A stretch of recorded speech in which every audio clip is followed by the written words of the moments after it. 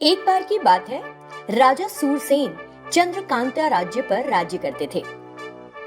सूरसेन हर बात में अच्छा था, लेकिन वो हर बात इस तरह कहता था जैसे कि वो परम सत्य हो। लेकिन उसकी कुछ बातें मूर्खता भरी होती थी। एक दिन वो अपने मुख्यमंत्री आनंद भट्ट से बोला, मुख्यमंत्री, तुम्हें तो पता है कि मुझे बिल्लियां कितनी पसंद है ना? इसलिए मैंने दूर देश से अच्छी नस्ल की बिल्लियां मंगवाई है। उन्हें हमारे दरबार के बड़े अधिकारियों को दे दो। साथ ही उन्हें खूब दूध देने वाली गाय भी दे दो। उनसे कहना कि जब बिल्लियां खूब तगड़ी हो जाएं, तो वापस कर दो। मैं उस अधिकारी को बेहद कीमती तोहफा दूंगा, जो उसे दी हुई बिल्ली को सबसे सेहतमंद करके लाएगा। हाँ। इस तरह राजा ने आदेश दे डाला। आनंद भट्ट को समझ नहीं आया कि बिल्लियां पालने का काम उन्हें क्यों दे दिया गया। उसने राजा को किसी तरह सबक सिखाकर उनमें परिवर्तन लाने की सोची। आनंद भट्ट ने राजा सूरसेन के कहे मुताबिक एक बिल्ली और एक सफेद गाय ले ली और घर चला गया। फिर उसने अपनी पत्नी को राजमहल में हुई बात बताई। कुछ दिन बीत गए। एक दिन उसकी बीवी ने उससे कहा, सुनो, उस सफेद गाय का दिया सारा दूध हम ही पी जा रहे हैं और उस बिल्ली को उसकी एक बूंद भी नहीं दे रहे। अगर तुम ऐसी मरगिल्ली लेकर राजा के पास गए तो वो तुम्हें दंडित करेंगे। तुम्हें इसकी फिक्र नहीं है? समय सीमा पूर्णिमा के दिन समाप्त हो रही है। अच्छी तरह सोच लो क्या करोगे। तुरंत आनंद भट्ट ने कुछ देर सोचा और फिर बोला, तुम जाओ और एक बड़े बर्तन में उबलता हुआ दूध लेकर आओ। उसकी पत्नी उबलता हुआ दूध ले आई। फिर आनंद भट्ट उस बिल्ली को लेकर आया और दूध के सामने बिठा दिया। बर्तन में दूध देखकर बिल्ली उसे पीने लगी। उस दूध में मुंह लगाते ही उसकी जुबान जल गई। इससे वो वहां से भाग खड़ी हुई। आनंद भट्ट ने उस बिल्ली को फिर से पकड़कर उस बर्तन के पास रखा। वो बिल्ली बेहद डर गई कि उसकी जीभ फिर से जल जाएगी और उस दूध को छुआ तक नहीं। उसने अपना सिर दूसरी तरफ फेर लिया और आनंद भट्ट के हाथों से छूटने की कोशिश करने लगी। इस तरह आनंद भट्ट बिल्ली को उस उबलते दूध के बर्तन के पास कई बार लाया और वो बिल्ली उस दूध को पिए बगैर वहां से भाग गई। पूर्णिमा का दिन आ गया, जब सबको बिल्लियों को राजा के पास ले जाना था। फिर दरबार में बिल्लियों की प्रदर्शनी लग गई। सब उन्हें दी गई बिल्ली एक एक करके राजा को दिखाने लगे। सारी बिल्लियां बड़ी सेहतमंद थी, इतनी कि ठीक से चल भी नहीं पा रही थी। उन्हें देखकर राजा बड़ा खुश हुआ। फिर आनंद भट्ट ने अपनी लाई बिल्ली राजा सूरसेन को दिखाई। ऐसी दुबली पतली बिल्ली को देखकर राजा ने पूछा, महामंत्री, बाकी सभी के द्वारा लाई गई बिल्लियां कितनी तंदुरुस्त हैं। हर बिल्ली इतनी सुंदर है, लेकिन तुम्हारी बिल्ली को देखकर लगता है कि वो मर ही जाने वाली है। क्या तुमने इस बिल्ली को गाय का दूध नहीं पिलाया?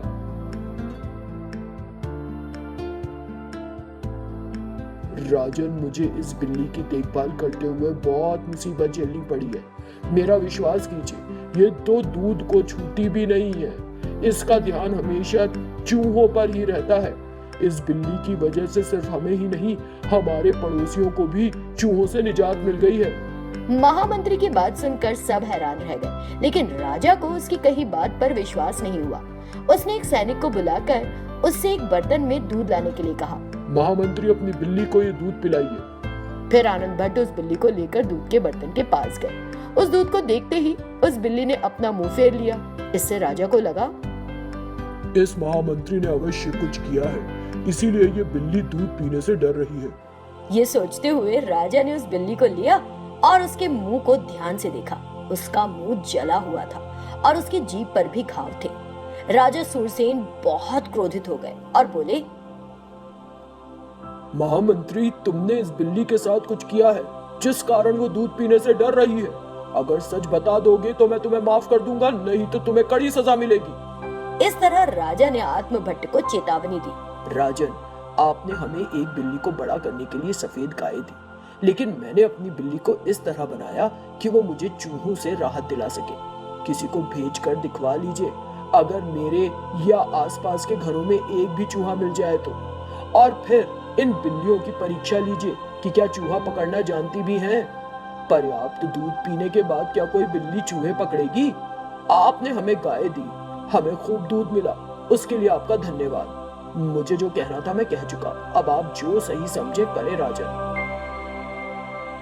महामंत्री की बात सुनकर राजा ने और उपस्थित लोगों से उनके विचार पूछे। हमें हमारे घरों में चूहों से छुटकारा नहीं मिला, पहले जैसी ही हालत बनी हुई है। आनंद भट्ट, तुमने जो किया सही किया। इस तरह राजा ने आनंद भट्ट को एक कीमती उपहार भेंट दिया और उसके बाद राजा ने ऐसी सनकी हरकत कभी ना करने का निश्चय किया।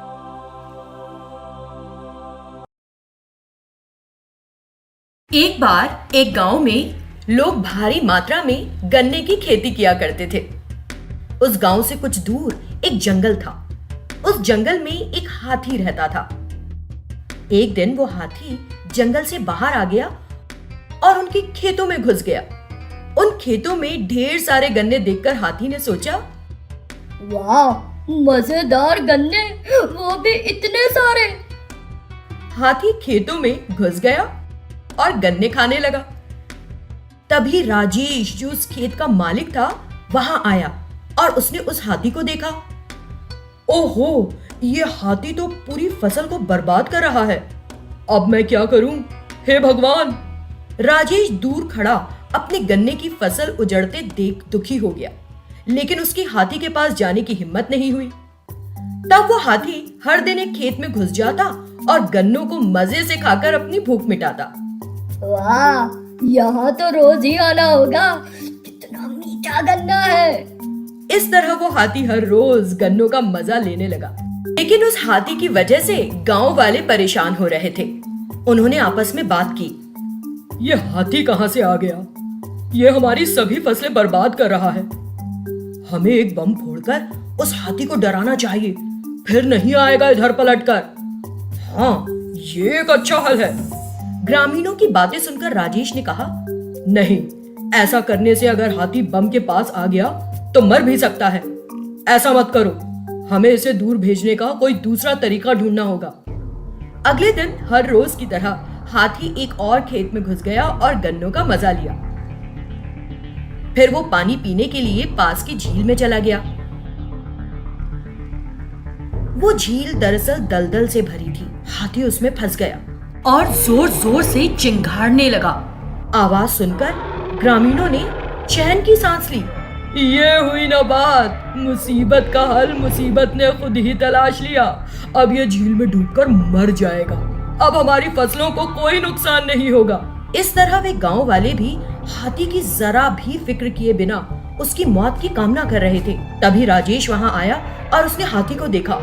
तुरंत उसने अपने दोस्त को फोन किया और कहा, अरे सुमन, तुम कहाँ हो?